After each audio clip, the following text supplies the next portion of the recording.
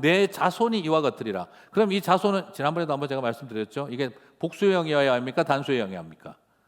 당연히 문법적으로는 복수형이어야 하는데 여기는 단수형을 사용하고 있습니다.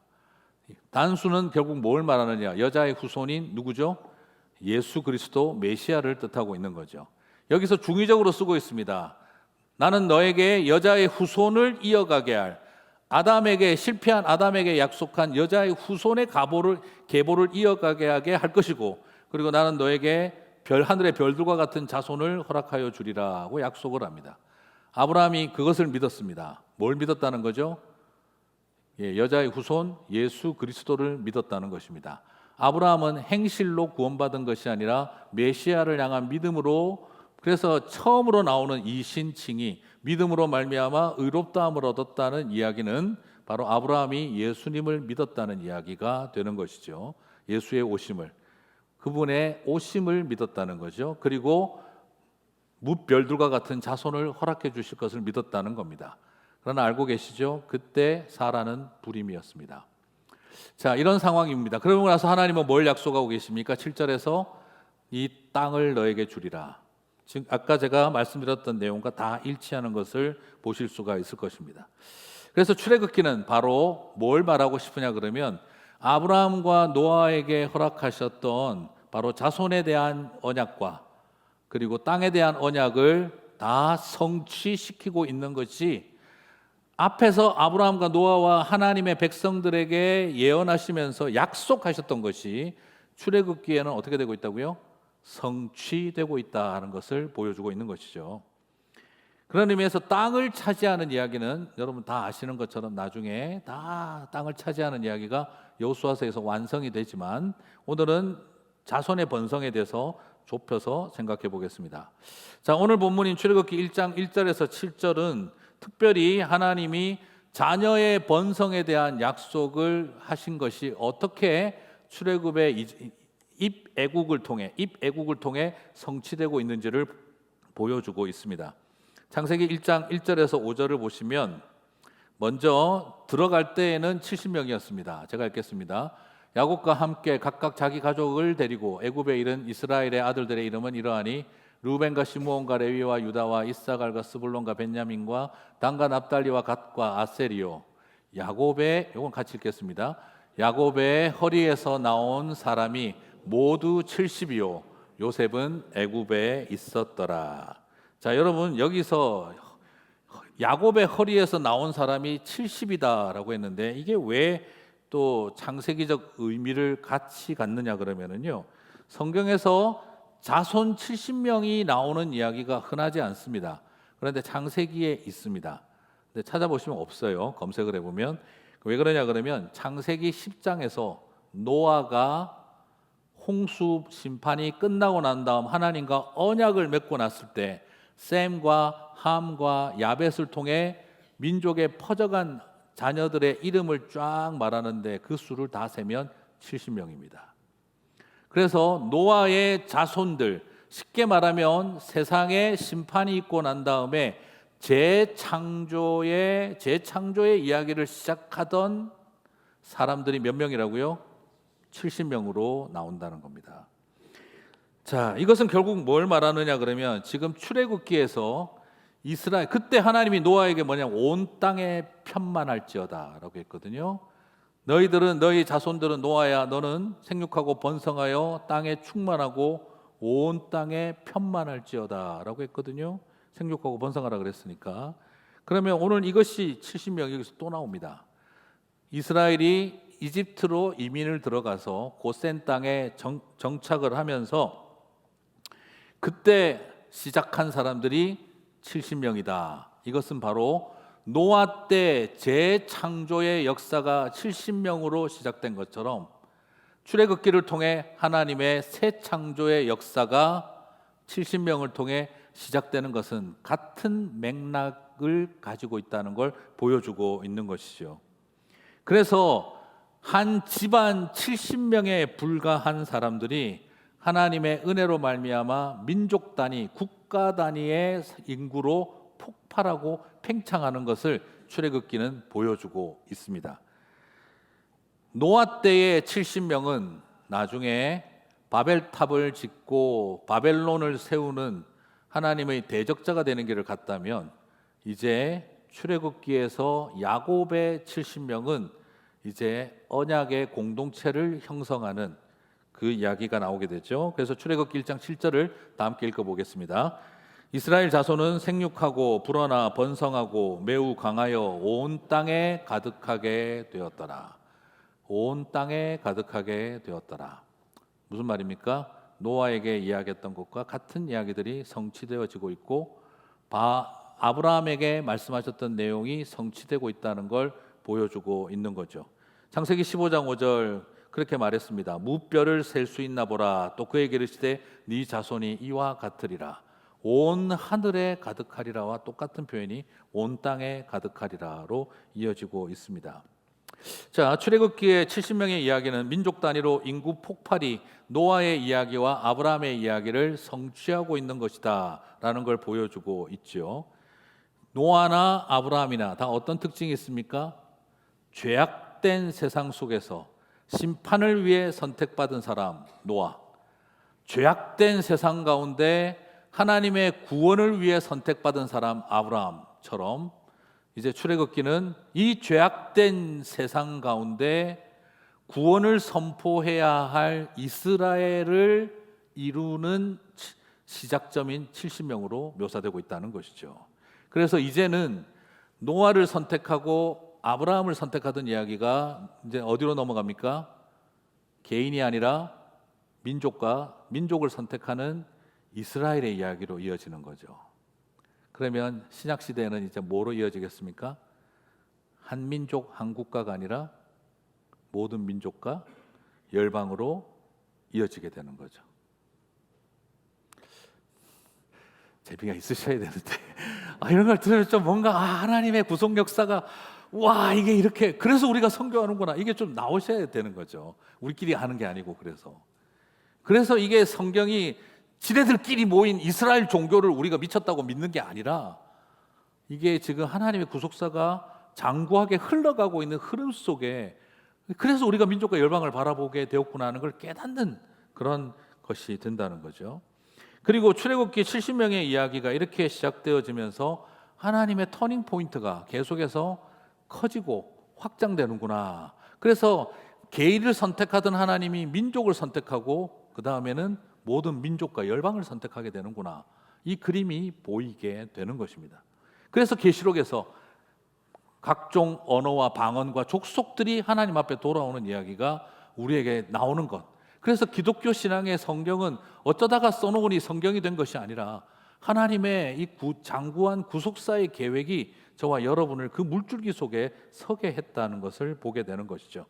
그리고 이 표현은 더더구나 구약에서는 유례가 없을 정도로 번성하다를 동사를 5번이나 사용을 하고 있습니다. 조금 아는 척을 해본다면 파락, 샤라츠, 라합, 라박, 아스타샴, 말렉, 이게 전부 다 번성입니다. 5번이나 반복 나열을 하고 있습니다. 생육하고 불어나 번성하고 매우 강하며 온 땅에 가득하게. 여러분 성경 보시면서 이렇게까지 많이 적어놓은 건 아마 처음 보실 겁니다. 강조하면 2번 반복이면 충분한데 5번을 반복을 하고 있습니다. 이스라엘의 인구 폭발과 팽창이 상상을 초월했다라는 이야기를 출애굽기는 모세는 말하고 싶었던 것이죠. 이처럼 출애굽기는 바로 더 이상 성장할 수 없는 줄 알았던 이스라엘의 이야기, 더더구나 그 아브라함과 이삭과 야곱으로 이어지는 3대에 이어지는 불임의 역사 속에서 어쩌다가 한 번 태를 열어서 겨우 대를 이어가게 했던 그 역사 속에서 어떻게 하나님이 엄청나게 그들을 번성하게 했는지를 보여주고 있다는 것입니다. 그러면 이제 이런 것을 안 한 게 지금 출애굽기를 보는 우리하고 무슨 상관이 있는 걸까요? 이게 지금 나한테 무슨 의미를 갖게 하는 걸까요? 출애굽기가 주는 메시지는 확고합니다. 첫 번째는 하나님은 내가 알고 남들도 다 아는 나 자신의 치명적인 장애와 그리고 불가능의 증거 속에서도 하나님은 내 속에서 분명히 언약을 이루신다. 그리고 둘째, 하나님은 나를 둘러싼 불가능한 환경과 상황 속에서도 반드시 당신의 약속을 성취하신다. 이 두 가지가 출애굽기가 주는 분명한 메시지인 줄 믿습니다. 무슨 말입니까?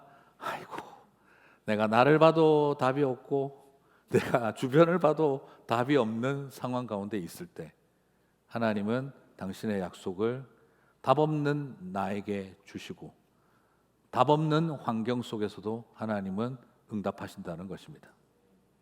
여러분 다 아시죠? 그죠? 내가 봐도 노답이다. 내가 지금 사는 걸 쳐다봐도 노답이다. 이러고 있는 이스라엘에게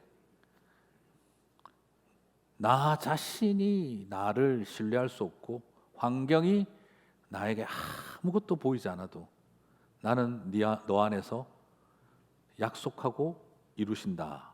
그렇게 말씀하시는 줄 믿습니다. 오늘 출애굽기를 통해 그 은혜가 저와 여러분 가운데 있게 되시기를 바랍니다. 그럼 먼저 나 자신의 불가능의 한계는 뭘까요? 오늘 출애굽기 1장 5절은 같이 한번 읽어보겠습니다. 야곱의 허리에서 나온 사람이 모두 70이요 요셉은 애굽에 있었더라. 야곱의 허리가 무슨 나 자신의 장애와 약점일까? 여러분 여기서 야곱의 허리 그냥 보면은요 육체적인 혈통을 따라 태어난 자손에 대한 관용적 어투가 아닐까 이렇게 생각이 됩니다. 그냥 야곱의 허리에서 이렇게 말하겠지. 그런데 여러분 이것이 오늘은 좀 다르게 보실 필요가 있습니다. 왜냐하면 이 야곱의 허리가 여러분이 잘 아는 것입니다. 바로 야복강에서 환도뼈가 위골되었더라 할 때 옛날 성경으로 환도뼈로 번역이 되어 있는 게 지금 야곱의 허리입니다. 좀 반응이 이런 반응이 나오실 줄 알았는데 애썼겠지 이렇게 생각하시는 분이거든요. 조금 관심 있게 좀 더 집중해 주시기 좋겠습니다. 자, 창세기 32장 25절을 보시면 자기가 야곱을 이기지 못함을 보고 같이 읽겠습니다. 그가 야곱의 허벅지 관절을 치매 야곱의 허벅지 관절이 그 사람과 씨름할 때에 어긋났더라. 최근에 개역개정은 이것을 환도뼈라고 번역하지 않고 야곱의 허벅지로 번역을 하고 있는데 표현 그대로입니다. 야곱의 허벅지, 요게 출애굽기 1장 5절에서는 야곱의 허리로 번역이 되어 있는 겁니다. 히브리어로 쳐다보면 하나도 차이가 없습니다. 결국 뭘 말하느냐? 지금 야곱의 허리에서 70명이 나왔다. 이 70명은 뭘 말하느냐면 소위 말해서 부러지고 위골되고 장애를 입게 된 그 상한 허리에서, 부러진 허리에서, 위골된 허리에서 하나님은 자손을 번성시키셨다라는 말입니다. 그래서 유대인들이 구약 성경을 헬라어로 번역한 70인역에 보면은 이 부분을 뭐라고 번역했냐 그러면 야곱의 상한 허리라고 번역을 합니다. 야곱의 위골된 허리, 야곱의 부러진 허리라고 번역을 한다 이 말이죠. 다시 말씀드리면 튼튼하고 강하고 힘있고 능력 있는 야곱의 가문에서 하나님은 번성을 시작하게 하신 것이 아니라 절룩거리며 걸어야 했고 부러지고 위골되고 그리고 깨어져 버린 어긋나 버린 상한 허리에서도 하나님은 당신의 약속을 성취하고 이루고 계신다. 이것을 말씀하고 있는 것이죠. 사랑하는 성도 여러분, 자신의 아집과 불신으로 끝까지 야복강에서 하나님과 씨름하다가 하나님에게 맞아서 위골되고 어긋나 버린 그 허리뼈를 환도뼈를 가지고도 하나님은 이스라엘의 자손을 번성하게 하는 일에 그 언약을 성취하셨다는 것입니다. 사랑하는 성도 여러분, 하나님은 말씀하시고 부러지고 상한 허리에서도 당신의 약속을 성취하시는 분이신 줄 믿습니다. 그렇습니다. 이것이 바로 끊임없이 이어져 왔던 믿음의 조상들의 부인들은 사라, 리브가, 라헬 다 불임의 역사를 이어왔고 마지막 가장 중요한 이스라엘이라는 이름을 가진 야곱은 상한 허리를 가지고 그러며 겨우 절며 걸어갔던 그 사람의 치명적인 장애와 실패와 한계를 가지고 주님은 이스라엘 자손의 번성을 이루셨다는 것입니다. 다시 말씀드리면 이스라엘 백성들이 유전적으로 탁월한 통뼈고 무슨 능력이 있어서가 아니라 그들 안에는 희망과 가능성이 자기도 알고 남들도 다 아는 안 될 유전적인 환경을 가지고 있었던 사람들에게서도 하나님은 이 일을 이루셨다라는 것입니다. 사랑하는 성도 여러분, 이것이 저와 여러분에게 주는 도전이 무엇이겠습니까? 나에게 있어서 절대 안 되는 불가능의 증거는 무엇입니까? 아무리 봐도 우리는 안 된다, 나는 안 된다 하는 그 실패와 좌절의 이야기, 그리고 내 안에 있는 치명적인 질병과 장애는 무엇입니까? 어릴 때부터 들어왔던 너는 안 된다 해왔던 그 실패의 흔적들이 무엇입니까? 주님은 그 모든 것 속에서도, 치명적인 불가능의 한계 속에서도 당신의 약속을 이스라엘 안에 이루신 줄 믿습니다.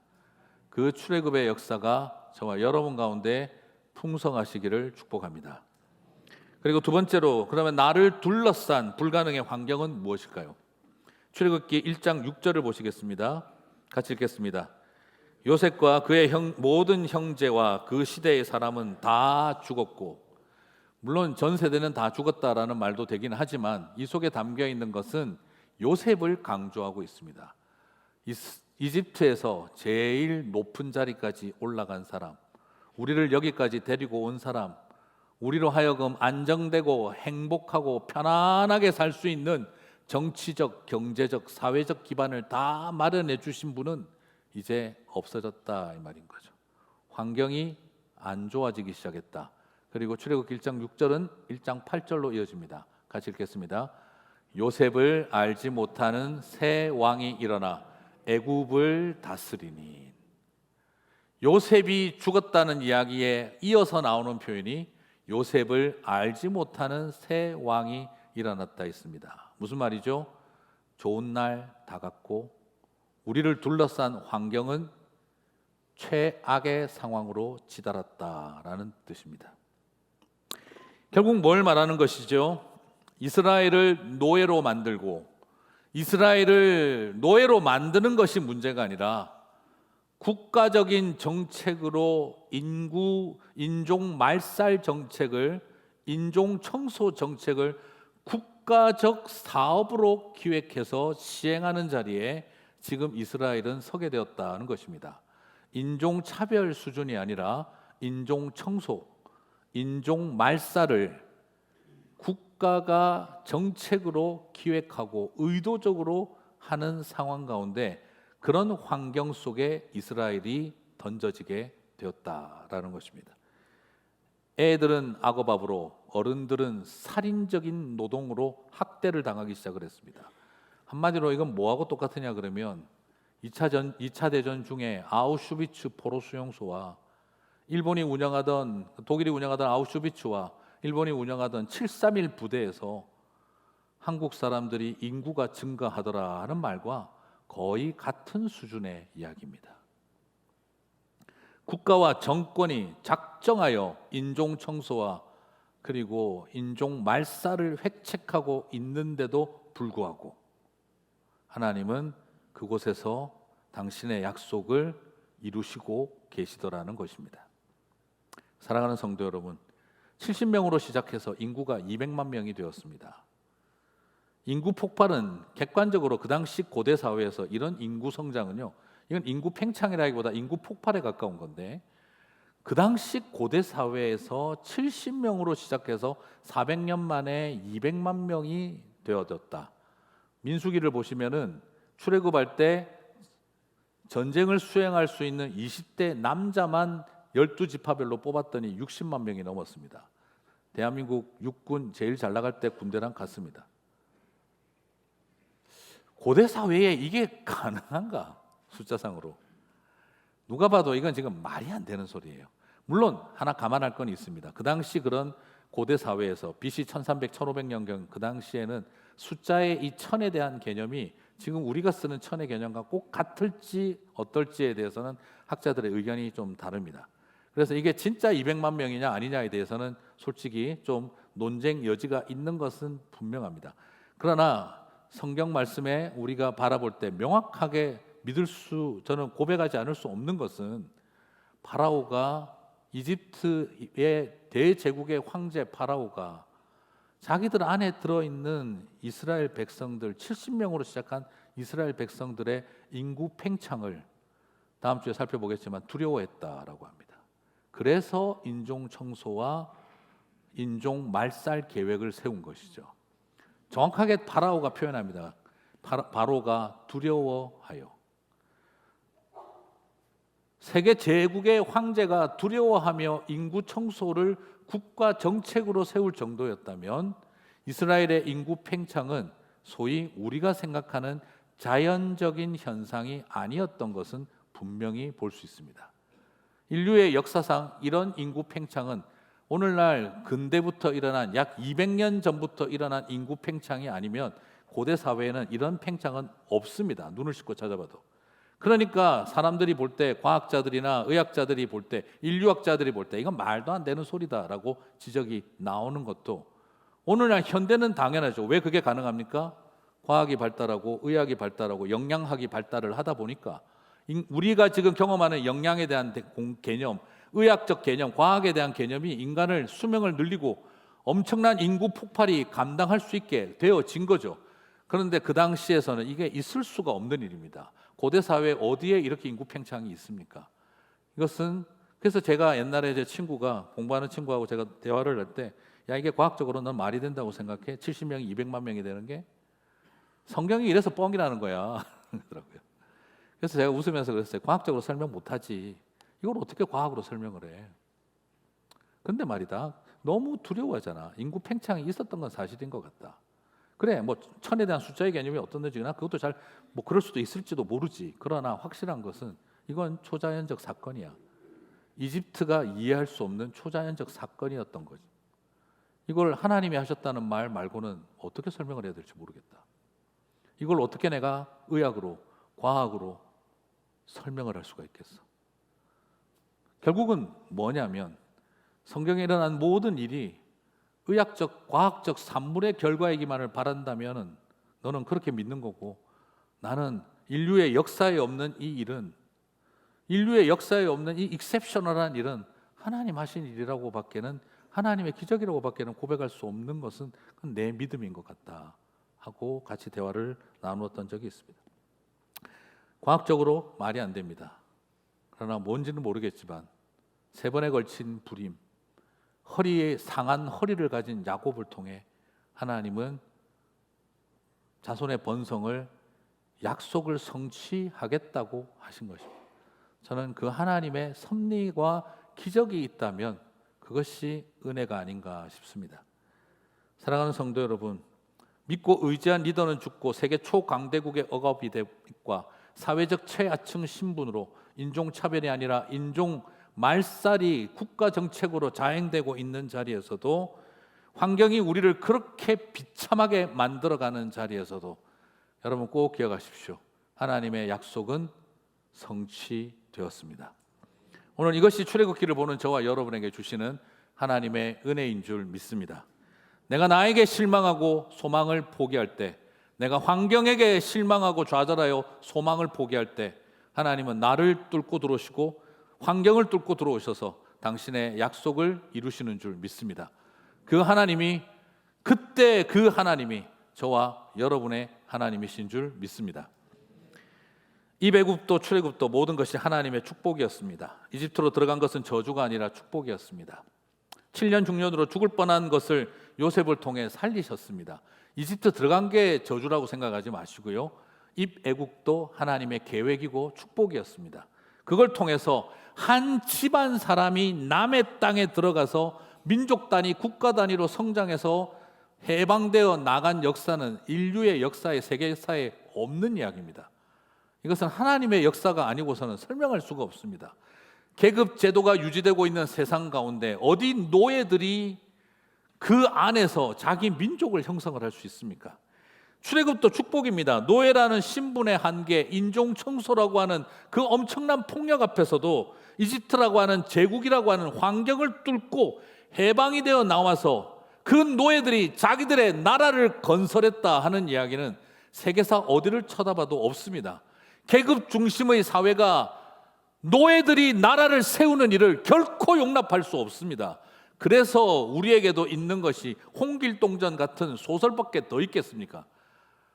아무리 해봐야 임꺽정은 죽어야 했고 아무리 스파르타쿠스가 칼을 뽑아도 그는 로마인들 앞에 비참하게 죽어야 했습니다.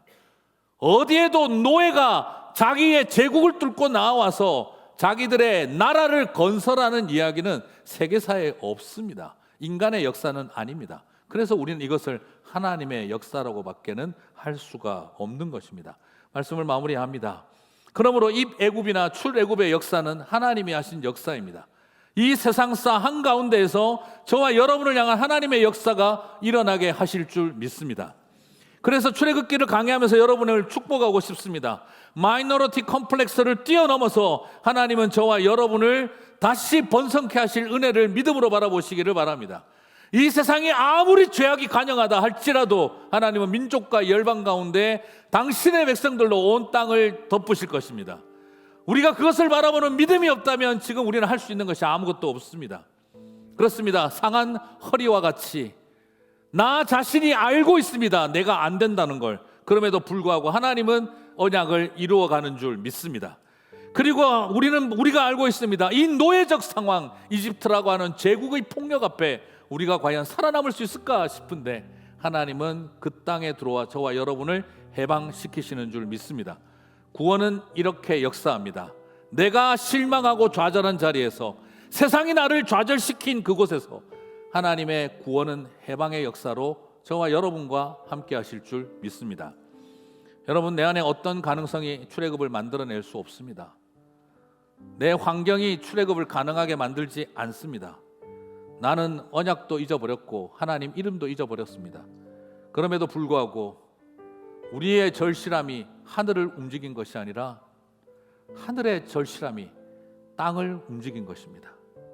내가 절실해서 하늘이 움직인 게 아닙니다. 우리가 간절히 기도해서 하나님을 움직인 게 아닙니다.